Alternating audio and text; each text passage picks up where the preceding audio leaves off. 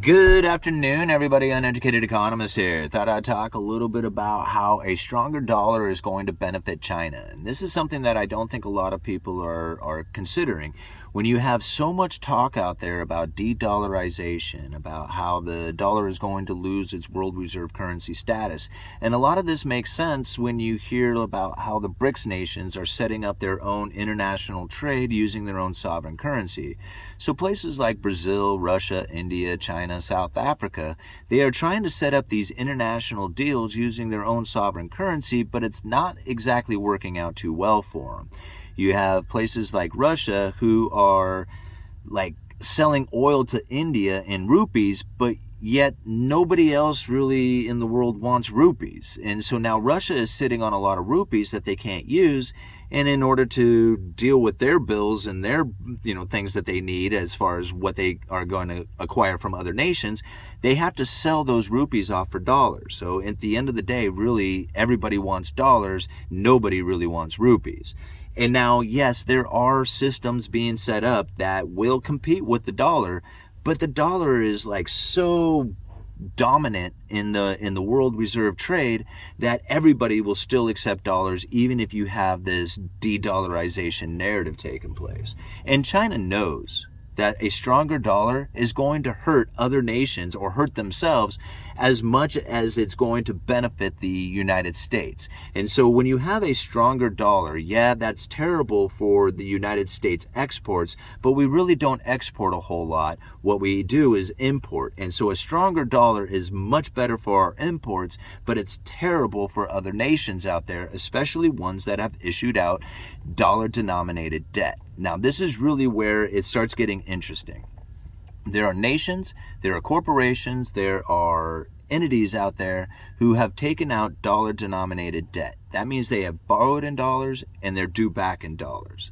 Now, when we consider places like Sri Lanka, Malaysia, Pakistan, these are nations that have issued out this dollar-denominated debt, meaning that they have lent or borrowed money in dollars, and meaning that they have to pay back in dollars. They're sitting in a situation right now where they cannot come up with the dollars, and they're beginning to default. Now, when we think about some of these loans that have been issued out there, it was China who lent them the money. They lent them dollars, and they used collateral within the infrastructure of those nations.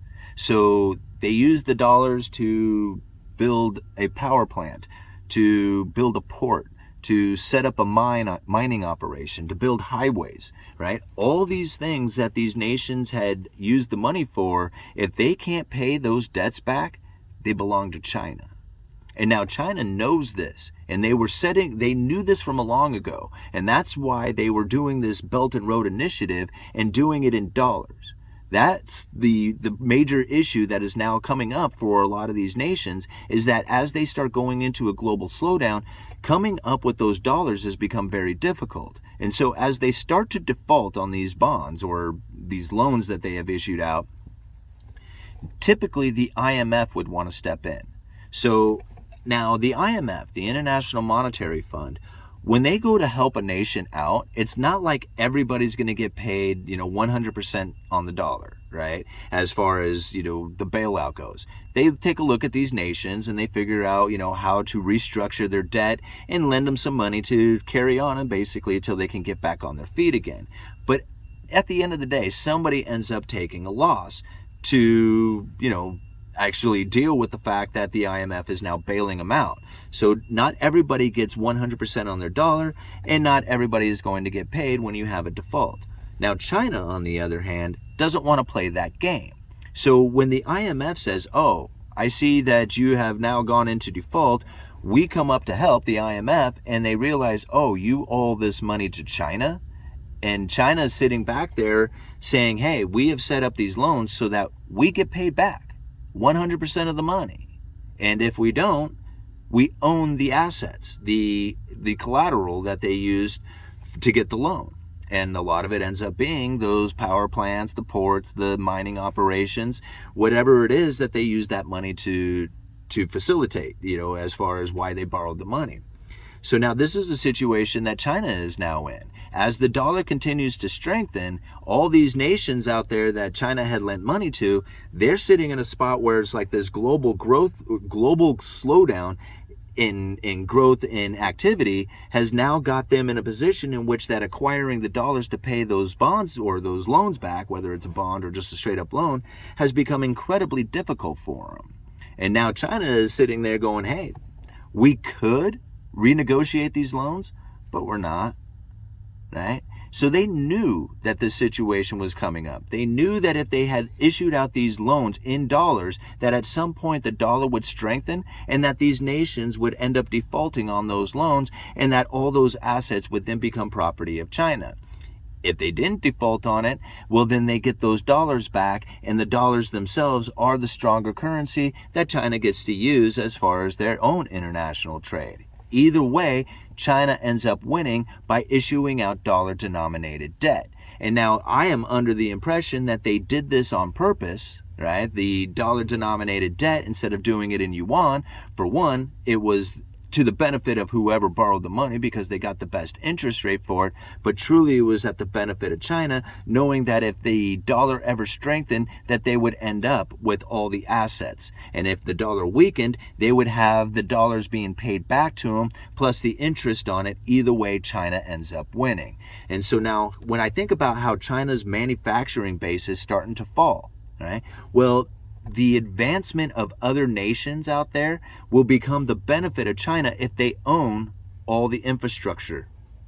Right? So even if we have this global slowdown and people start to get hurt and all the defaults start to take place and these nations start to fail, it's going to fail to the benefit of China. Now, the IMF could step in and say, hey, we're going to help you out with this, but typically the IMF would want to look at all the debtors that are out there and all the lenders and say, okay, all the debts are not going to get paid, and some of the lenders are going to have to take a hit on some of this stuff. But China's sitting over there going, no, we set our loans up in a situation that if these people default, we don't get paid back, and we don't get paid back, we own the asset. And we're not renegotiating into a better term, longer term, or even lesser terms than what we have already established. They are basically saying, pay us out or we get the asset. And now China knew, I mean, they had to have known that this situation was coming, considering how much initiative they put out there, the Belt and Road Initiative, trying to, build up the infrastructures of all these different nations out there, and with the idea that it was going to benefit China once those operations were up and moving again, that these countries out there would be paying back China in dollars. But China knew that even if they default, it doesn't matter because they end up with the property anyway, right? See, this is how I believe like the stronger dollar is going to continue going into the future. See, China doesn't want the dollar to go into a hyperinflation. If it did, the dollars would be worthless and all these nations would be able to pay back their debts in worthless dollars. China knows that's not going to be the case. China knows that the dollar is going to strengthen and that they're going to get paid back in stronger dollars, or they get those assets. Take a look at the link that I leave down in the description. This is really how China is going to start dominating the world. They don't need the United States. They don't need the SWIFT system. They have the BRICS set up, and even if the dollar is stronger, it's still to the benefit of China no matter what. Uneducated Economist. You guys let me know.